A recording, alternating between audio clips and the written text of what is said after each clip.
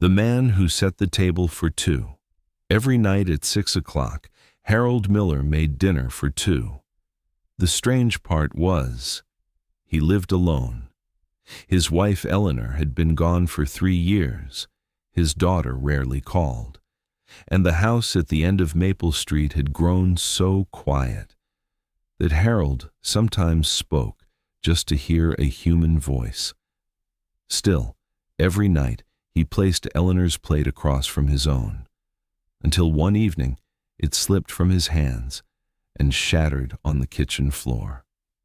For a long moment, Harold did not move. It was only a plate, white porcelain with a thin blue line around the edge, but Eleanor had eaten from it for 46 years. Sunday pancakes, winter soup, quiet dinners after long days. After she died, Harold could not put the plate away. One plate for himself, one plate for her. Not because he thought she was coming back. He knew she was gone, but removing it felt like losing her all over again. That night, Harold placed the broken pieces on the table. Then he sat in Eleanor's chair. He had not sat there since the funeral. From that side, he saw the old clock, the faded curtains, the yellow flower, and himself. A lonely old man sitting across from a memory. For the first time in years, Harold cried, quietly.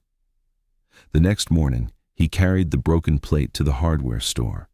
The young man at the counter asked, "Fixing something important?" Harold looked into the paper bag.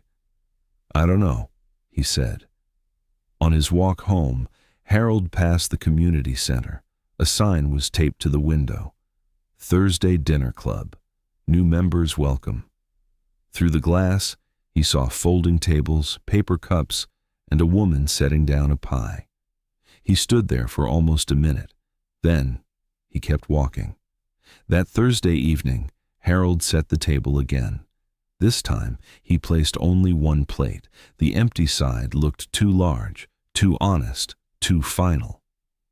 He stood there with his coat in his hand, feeling as if he were betraying Eleanor by leaving the house. Then he touched her chair and whispered, "I'll be back." The community center was warm and noisy. There was Ruth, a retired nurse, Sam, a widower who told terrible jokes, and Patricia, who spoke to everyone like family. No one asked Harold to move on. No one told him it was time.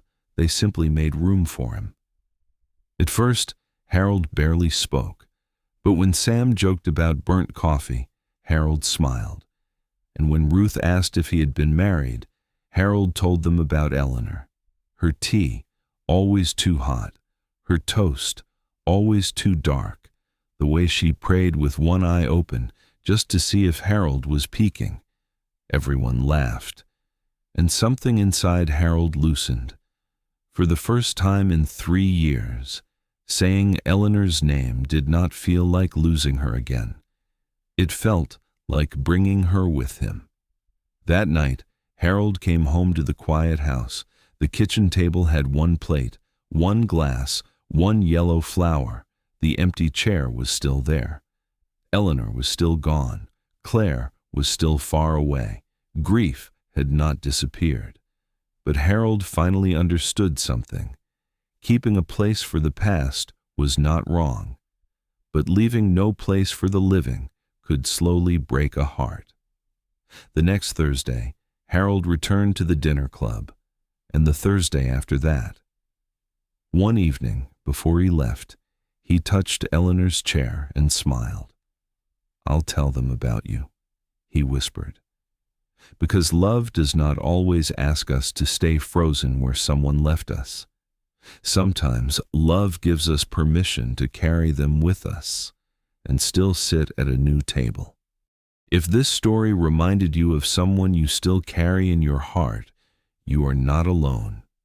Share their name or simply leave a yellow heart in the comments. And if you would like more quiet stories about love, loss, aging, and peace, subscribe to Later Life Wisdom. A free reflection page is available in the description below for anyone who needs a gentle moment today.